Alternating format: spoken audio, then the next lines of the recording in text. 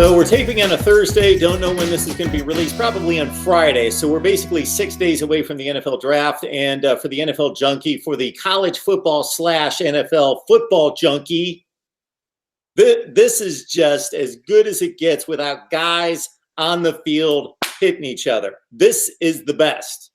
We got Rick Saratella on the line from the NFL Draft Bible. And of course, this is the best way I can think of to set us up for the NFL draft is to bring on Rick. We've had him on a number of times through the years, and he always does a tremendous job. Rick, how you doing today, man?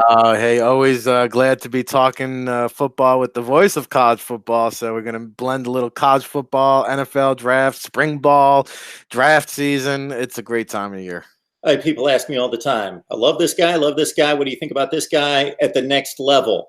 And I just don't, it doesn't always transition. So I've got my opinion, but we go to the expert here. We got Rick on here. And again, the NFL Draft Bible, NFLDraftBible.com. We've knocked out the running backs, wide receivers, and quarterbacks. Please check out those videos. Now we're going to look at the offensive line. These guys, for many of them, this is going to be their day of fame when they get selected and make it up to the podium. Eric Fisher from a few years ago, he's probably the least known #1 overall draft pick of all time, just because everybody forgets about the offensive line. It's this, we're into numbers, we're into fantasy football, and these guys are completely forgotten, but they are mighty important. Yeah. No, it's almost like referees, right? Like if you don't hear about them, you're doing a good job. It's kind of like how offensive linemen are. So, it's going to be exciting. It's going to be intriguing. And, how many offensive linemen will go in round one? It's kind of hard trying to fit one into the top 10 here because there's so many edge rushers. Obviously, quarterbacks are sexy. And then I'm looking at like Buffalo, I think, is at number 9. Maybe they go offensive line. But what's really interesting is you have different flavors of the week. So, for me, Jonah Williams from Alabama, to me, is the most polished guy. I mean, he's pro ready. Plug and play, plug him in. He's good to go, as far as I'm concerned. I think he's the best offensive tackle prospect right now. Now, others will point to Andre Dillard out of Washington State. Agile, the athleticism. We saw that out in Indianapolis. Obviously, now, one thing to keep in mind is I think I saw a stat where 77 or 78% of his plays were out of passing formation. So, Washington State, Mike Leach, just due to lack of reps, he's going to need some polish on the run blocking, right? So, Dillard, maybe not as polished, but probably the higher ceiling. Then you have Jawan Taylor from Florida, big recruit out of high school, 380 pounds. They said, hey, drop 50 and we'll give you the scholarship.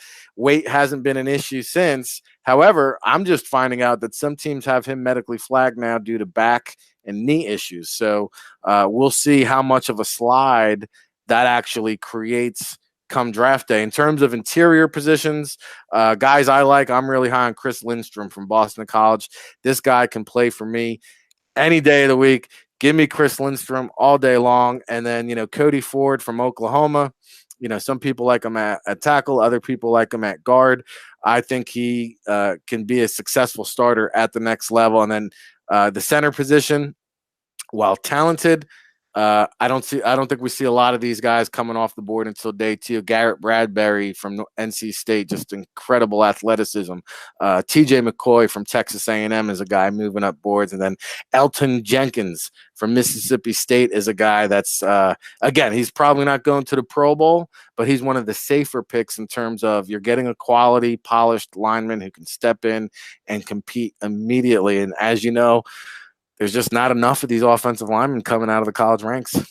I just think it's an overwhelming position to try to play. When you think about it, I was talking to a number of contributors this week, just talking about offensive line woes for their particular team. And when you think about, playing offensive line in the SEC and trying to gather 7 or 8 guys in a rotation that are going to play and hold off the freaks on defense that play defensive end and other positions that come off the edge in that conference in particular, but across college football, it's a daunting position to play because you've got to be quick, you've got to be aggressive, but you're in a defensive mindset from the standpoint of quarterback protection. in pass protection, and it's an overwhelming, difficult position to play. More cohesion has to be in that unit than any other unit on the field. Probably linebacking second, but first and foremost, it's the offensive line.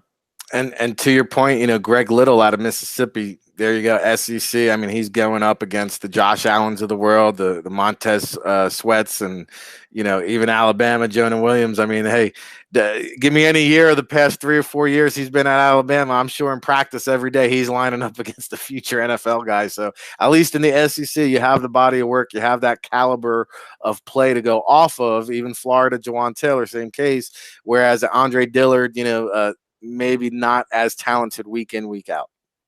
Mark Rogers TV, the voice of college football, breaking down the game we love, college football, but the transition to the NFL. And I've got the best guy that I know of to bring on here to break down the NFL draft for us. NFLDraftBible.com, NFLDraftBible.com. Rick Saratella, the guy.